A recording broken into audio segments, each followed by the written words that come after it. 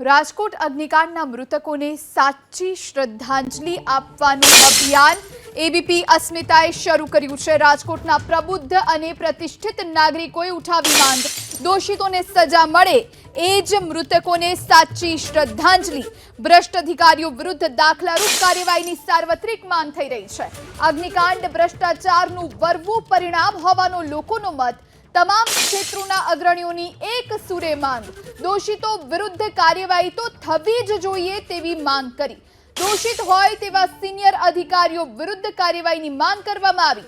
દોષિત હોય તેવા કોઈની પણ શેષરમ રાખ્યા વિના કાર્યવાહીની માંગ કરવામાં આવી। ભ્રષ્ટ અધિકારીઓને સસ્પેન્ડ નહીં પરંતુ કાયમી રૂખસદ અપાય તેવી માંગ થઈ છે। અગ્નિકાંડમાં જવાબદાર અધિકારીઓ સામે કડક કાર્યવાહીની માંગ કરવામાં આવી।